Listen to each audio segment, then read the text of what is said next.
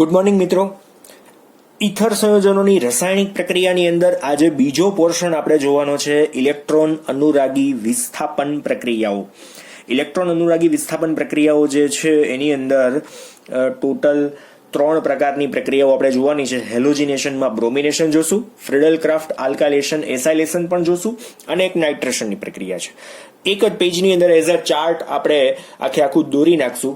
નામકરણ હું તમારા માટે મૂકી દઈશ, કેમ કે થોડીક મારે જગ્યા ઘટશે ને તમને લોકોને નામની પ્રેક્ટિસ થઈ અને આવડે પણ છે જ, બરાબર. આયુપીએસસી નામ તો આપણે ઘણા બધી વખત શીખી પણ ગયા છીએ. હવે કાલના લેક્ચરમાં વિલિયમસન સંશ્લેષણ પ્રક્રિયા અતિશય ઇમ્પોર્ટન્ટ પ્રક્રિયા હતી, તમે લોકો જોઈ ગયા છો. આજે ઇલેક્ટ્રોન અનુરાગી વિસ્થાપન પ્રક્રિયા જોવાના છે. કાલનું કંઈ રિવિઝન કરવાની ખાસ કંઈ જરૂર નથી લાગતી મને, કેમ કે ઇમ્પોર્ટન્ટ જેટલા પણ પોઈન્ટ્સ હતા મેં તમને લોકોને એના પછીના કોયડામાં બધા જ સમજાવી દીધા છે. હવે આજે જે જોવાનું છે એ એનિસોલની પ્રક્રિયાઓ આપણે જોઈએ. હું મધ્યસ્થ પરમાણુમાં અહીંયા લખી નાખું છું એનિસોલ, બેન્ઝીન ઉપર OCH3, બરાબર છે. ઓક્સિજન કે આડો અવડો લખાવવો જોઈએ નહીં, બરાબર. આમ હવામાં હોય કાં તો CH3 આરે બંધ દોર્યો હોય ને ઓક્સિજન આમ સાઈડમાં ક્યાં આટા મારતો હોય, આ રીતના જ દોરાવવું જોઈએ. નામ શું છે આનું? એનિસોલ અથવા તો મિથોક્સીબેન્ઝીન, બરાબર છે. મિથોક્સીબેન્ઝીન અથવા તો એનિસોલ. તો હવે આપણે જુદી જુદી રિએક્શનોની અંદર સૌથી પહેલી રિએક્શન કરીએ. દાખલા તરીકે આપણે અહીંયા આગળ વધીએ પહેલા આપણે બ્રોમિનેશન કરી નાખીએ. બ્રોમિનેશન કઈ નિપજો બનશે એ આપણે જોવાનું છે. તો બ્રોમિનેશન છે ને એ કઈ રીતના કરશું, તો એમાં ખાસ CH3COOH દ્રાવકની અંદર શું ઉમેરવાનું છે? Br2 ઉમેરવાનો છે. શું ઉમેરવાનો છે? Br2.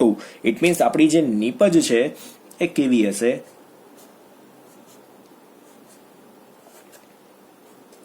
ઓર્થો અને પેરા, બરાબર છે. આવી બે નિપજો બનશે. બંનેમાં આપણી પાસે ઉપર કોણ હતું? તો OCH3 તો હતો જ, OCH3. હું ખાલી મુખ્ય અને ગૌણ લખી દઈશ. ઓર્થો અને પેરાના જે ટૂંકમાં નામ બને છે એ તમારે જાતે બનાવવાના છે. આ Br અહીંયા ઓર્થો ઉપર પણ જોઈન્ટ થઈ શકે, Br છે પેરા ઉપર પણ જોઈન્ટ થઈ શકે, બરાબર છે. તો આમાં મુખ્ય નિપજ કઈ?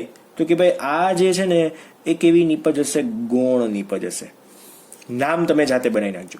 આ કેવી નિપજ હશે? મુખ્ય કાં તો વધારે પ્રમાણમાં બનતી નિપજ હશે, બરાબર છે. ધેન આફ્ટર એટલે આ બ્રોમિનેશન થઈ ગયું. ઓર્થો બ્રોમો એનિસોલ, પેરા બ્રોમો એનિસોલ, આવું તમે કહી શકો. 2 બ્રોમો મિથોક્સીબેન્ઝીન, 4 બ્રોમો મિથોક્સીબેન્ઝીન, આવું નામ આપી શકો, બરાબર છે. બહુ સહેલા નામ ટૂંકમાં આના છે. હવે આના પછી એના જેવી જ છે નાઇટ્રો સંયોજનો વાળી નાઇટ્રેશન પ્રક્રિયા. જોઈએ આમાં નાઇટ્રેશન પ્રક્રિયાની અંદર નિપજ શું બનશે. તો નાઇટ્રેશન કોની સાથે થાય? તો તમને લોકોને ખ્યાલ છે HNO3 અને H2SO4. HNO3 H2SO4 અને બંને કેવા લેવાના હોય? સાંદ્ર લેવાના હોય. તો જે બે નિપજો બને છે એમાં ખાસ ધ્યાન આપજો. ઓર્થો અને પેરાની બે નિપજો બનશે. બંનેમાં OCH3 તો હાજર જ છે, બરાબર. OCH3. ઓર્થો ઉપર NO2 અને પેરા ઉપર પણ શું આવશે? NO2. હવે નામ શું બનશે પેરા ઉપર? તો અહીંયા 4 મિથોક્સી નાઇટ્રોબેન્ઝીનનું તમને નંબરિંગ આપી દઉં. આના માટે તમને હિન્ટ આપી દઉં છું નંબરિંગ માટેની. તો આને અહીંયા 4 નંબર ઉપર આપણે રાખવાનું છે, અહીંયા આપણે 2 નંબર ઉપર, સોરી 2 નંબર ઉપર કોણ આવશે? 2 મિથોક્સી, બરાબર છે. એટલે તમારે કેવી રીતના આપવાનું? 2 મિથોક્સી નાઇટ્રોબેન્ઝીન, 4 મિથોક્સી નાઇટ્રોબેન્ઝીન. અલ્પ પ્રમાણમાં નિપજ કઈ બનશે અને મુખ્ય નિપજ કઈ બનશે, બરાબર છે. તો એ તમને ખાસ કહી દઉં કે આ મુખ્ય નિપજ છે, પેરા છે એ કેવી નિપજ હશે? મુખ્ય નિપજ છે. અને આ કેવી હશે? ગૌણ નિપજ બનશે. આપણે અહીંયા ઇલેક્ટ્રોન અનુરાગી પ્રક્રિયાઓ જોઈએ છીએ. ધેન આફ્ટર હવે ખાસ આમાં ધ્યાન આપજો. આલ્કાઇલેશન અને એસાઇલેશન જોવાનું છે. આલ્કાઇલેશન અને એસાઇલેશન. એમાં એક ખાસ નિર્જળ AlCl3 ફિક્સ છે. AlCl3 ની હાજરીમાં પ્રક્રિયા થશે. પ્રક્રિયક કોણ? તો કે ભાઈ CH3Cl હોય, અથવા તો અહીંયા આપણે બીજો પ્રક્રિયક લઈ શકશું CH3COCl. બે વખતે છૂટું શું પડશે ખબર છે? -HCl. આમાં પણ શું થશે? -HCl છૂટું પણ પડશે. આ બેમાં શું છૂટું પડશે? તો -HBr છૂટો પડશે. લખવું હોય તો લખી શકાય. આમાં -H2O જ છૂટો પડે. કઈ રીતના તમે તમારી રીતે વિચારી લેજો, કેમ કે આ ઇમ્પોર્ટન્ટ રિએક્શન્સ આપણે 11th ની અંદર ભણી ગયા છીએ. આખી H2O ક્યાંથી છૂટું પડ્યું તમારે ગોતવાનું છે, જાતે ગોતજો. બરાબર છે? HNO3 માંથી OH અને NO2 પ્લસ કહેવાય ગયું, સોરી, કઈ વાંધો નહીં. ઉત્સુકતા હોય તો 11th નું ઇલેક્ટ્રોન અનુરાગી પ્રક્રિયાઓ ખાસ જોઈ લેજો, એટલે સીધું સોલ્યુશન થઈ જશે તમારું. શું અહીંયા આવશે? OCH3 અને અહીંયા પણ શું આવશે? OCH3. જોજો અહીંયા કોણ આવશે? CH3 ઓર્થો ઉપર, અને અહીંયા પણ શું આવશે? CH3. હવે આને ફરી પાછો આને અહીંયા 2-મિથોક્સીટોલ્યુઇન 4-મિથોક્સીટોલ્યુઇન, બરાબર છે? 2-મિથોક્સીટોલ્યુઇન અને 4-મિથોક્સીટોલ્યુઇન અહીંથી આમ આપીએ તો બેન્ઝીન ઉપર O ખાલી CH3 હોય ને એના ટોલ્યુઇન કહેવાય, બરાબર છે? એટલે આમાં મુખ્ય નિપજ કઈ? આ ગૌણ ઓર્થો વાળી છે ગૌણ, અને આ કેવી આવશે? મુખ્ય નિપજ આવશે, બરાબર છે? હવે આના પછીનું જોઈ લઈએ.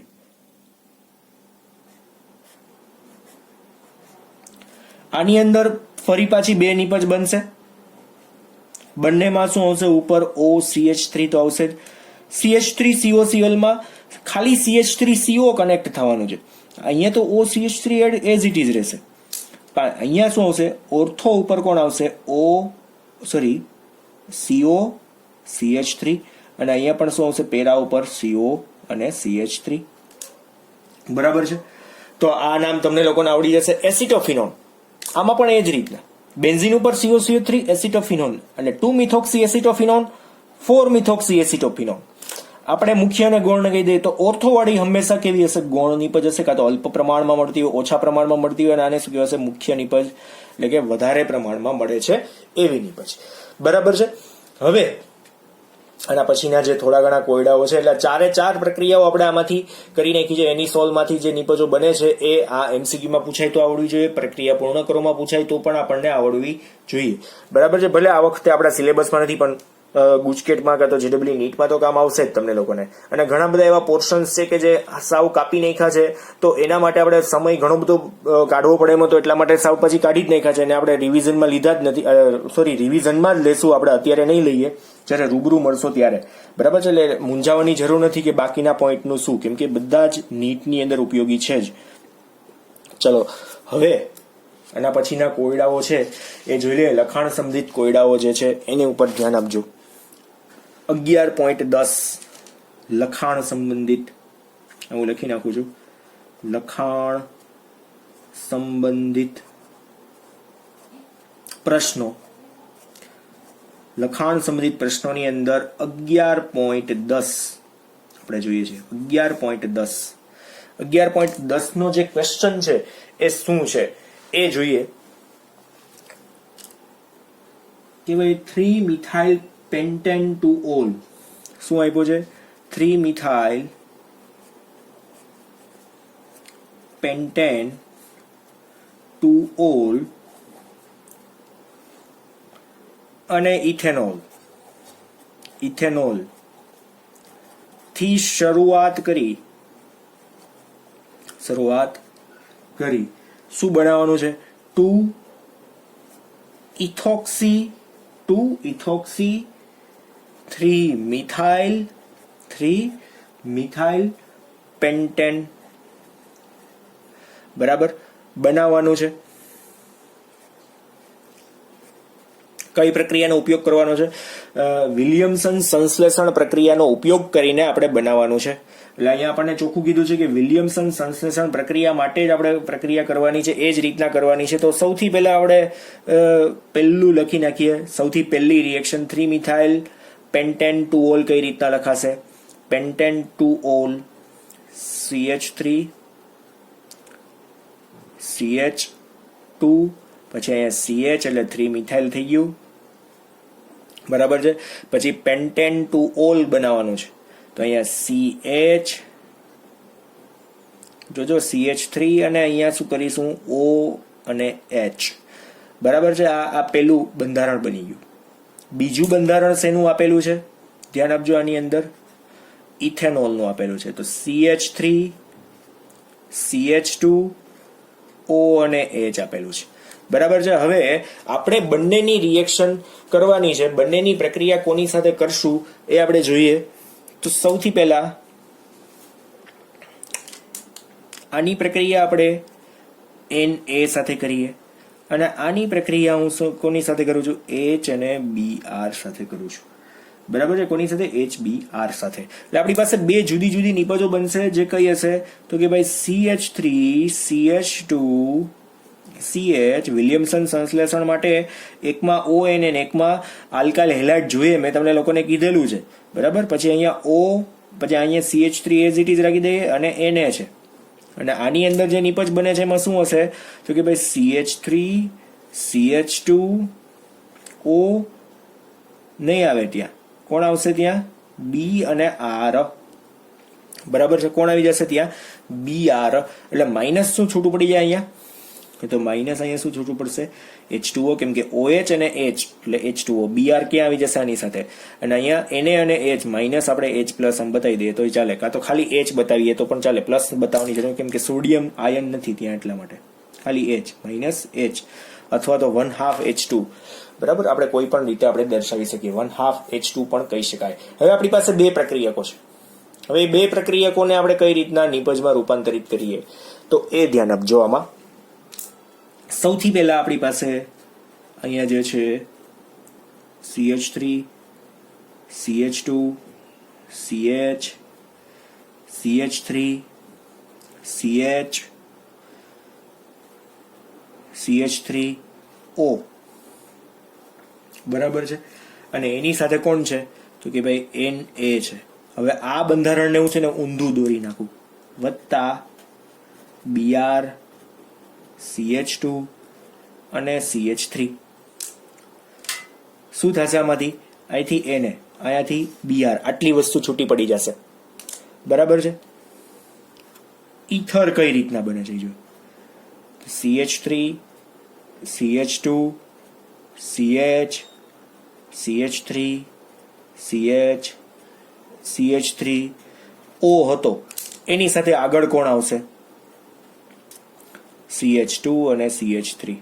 જો જે નામ બન્યું 2 ઉપર ઇથોક્સી. અહીંથી નંબરિંગ ચાલુ કર્યું. 1 2 3 4 અને 5. તો બીજા નંબર ઉપર કોણ આખે આખું આ ગ્રુપ છે? ઇથોક્સી. 2 ઇથોક્સી 3 મિથાઇલ, એટલે આ ગ્રુપ આવી ગયું. અને પેન્ટેન 5 કાર્બન છે. 2 ઇથોક્સી 3 મિથાઇલ પેન્ટેન. ડન. એટલે આખી પ્રક્રિયા જે છે એ 3 સ્ટેપની અંદર થશે. પહેલું અને બીજું સ્ટેપ, અને બંનેના નિપજો જે છે એ બંનેને ભેગી કરી એટલે આવું કંઈક બનશે. એટલે શું કરવું પડ્યું? તો એકને આપણે સોડિયમ સાથે બનાવી પ્રક્રિયા કરવી પડી, એકને હેલાઇડ સંયોજન સાથે પ્રક્રિયા કરીને બનાવવું પડ્યું. બરાબર છે. આ રીતના આપણે ટૂંકમાં અહીંયા સમજવાનું છે. હવે આના પછીનો 11.10 પછીનો કોણ છે? 11.11. આપણી પાસે બે પ્રક્રિયકો છે. હવે નીચેનામાંથી કોણ? આપણે લખીએ નીચેના માંથી કોણ 1 મિથોક્સી 4 નાઇટ્રોબેન્ઝીન નિપજ આપશે. તો આપણે તમને લોકોને સીધી ખબર જ હોવી જોઈએ કે આપણી પાસે જે પહેલો પ્રક્રિયક છે, પહેલી રિએક્શનમાં જોજો બેન્ઝીન સાથે જે હેલાઇડ છે ને એ સીધો કનેક્ટેડ છે Br, અને અહીંયા કોણ છે? NO2. બરાબર. એની સાથે કોઈ લેવા દેવા નથી. પણ અહીંયા કોણ છે? CH3O અને Na છે. હવે પ્રશ્ન ક્યાં ઉભો થાય કે આ રિએક્શન છે ને એ પોસિબલ થતી નથી. તમને એમ થાય કે સર અહીંયા -NaBr કરી નાખો. બરાબર છે. -NaBr તો પ્રક્રિયા થશે નહીં. પ્રક્રિયા થતી નથી. બરાબર છે. પણ બીજો જે પ્રક્રિયક છે એમાં શું કામ એને પ્રક્રિયા થશે? કેમ કે અહીંયા ઓક્સિજન સાથે Na છે અને અહીંયા આખું બેન્ઝીન ચક્ર છે. આ બંધ સરળતાથી તૂટે. બરાબર છે. પણ આ બંધ તૂટશે નહીં. બેન્ઝીન સાથે જે બ્રોમિન છે એનો બંધ હંમેશા કેવો હશે? પ્રબળ હશે, જેના લીધે એ બંધ તૂટશે નહીં. એટલે આપણે જે પ્રક્રિયા ટૂંકમાં કરાવી છે એ પ્રક્રિયા પોસિબલ થશે નહીં. અને અહીંયા કોણ છે? CH3Br. હવે તમે આને એક્ઝેક્ટલી બતાવી શકશો કે અહીંયા -NaBr થાય, -NaBr થાય, અને અહીંયા કોણ આવી જશે? O ની સાથે CH3 આવી જાય, અને બાકીની નિપજ જે છે એઝ ઇટ ઇઝ બની જશે. એનો 2 અહીંયા જેમ છે એમને પોસિબલ થાય. એટલે 1-મિથોક્સી 4-નાઇટ્રોબેન્ઝીન એવું આપણે ટૂંકમાં અહીંયા નિપજ આપી દે ખરી. 1-મિથોક્સી 4-નાઇટ્રોબેન્ઝીન એવી નિપજ આપણે આપી શકીએ ખરી. અથવા તો 4-નાઇટ્રોએનિસોલ આપણે કહી શકીએ ખરી. બરાબર છે? 4-નાઇટ્રોએનિસોલ આપણી ઓલામાં કંઈક લગભગ નામ કહેવામાં મિસ્ટેક થઈ છે. ક્યાં? અહીંયા. બરાબર છે? આને 4 આપવાનો છે નંબરિંગ, આને 4 આપશું અને આને 2 આપશું. બરાબર છે? એ પહેલાથી દેવાઈ ગયું હતું, એ સાચું જ હતું.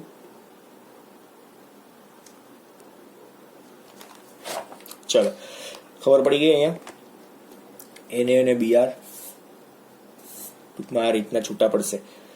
નામ આપવાની કઈ જરૂર નથી. લાસ્ટ 11.12 પ્રક્રિયા પૂર્ણ કરવાની છે. 11.12 પ્રક્રિયા પૂર્ણ કરીએ. પહેલી પ્રક્રિયા શું આપેલી છે? CH3 CH2 CH2O અને CH3 ની પ્રક્રિયા કોની સાથે છે? તો કે ભાઈ H અને Br સાથે છે. તો આમાં નિપજ શું બને? તો તમને લોકોને મેં પહેલાથી જ સમજાવેલું છે કે ઓછા કાર્બન સાથે હેલોજન જાય. કોણ? ઓછા કાર્બન સાથે કોણ જાય? હેલોજન જાય. ઇટ મીન્સ કે CH3 CH2 CH2O ની સાથે કોણ આવશે?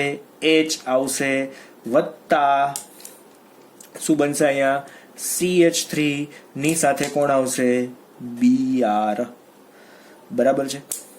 ત્યાર પછી બીજી રિએક્શન જોઈએ. ધ્યાન આપજો આમાં. બીજી રિએક્શનમાં પણ શું છે? બેન્ઝીન ચક્રની સાથે કોણ છે અહીંયા? OC2H5.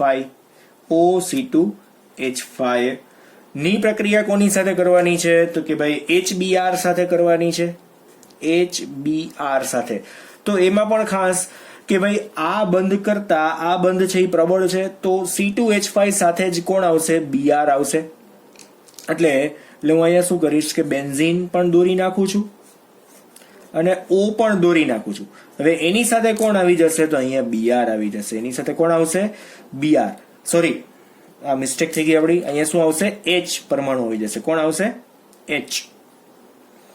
એટલે હું અહીંયા H લખી દઉં છું. આપણી મિસ્ટેક થઈ ગઈ છે, હવે કઈ વાંધો નહીં.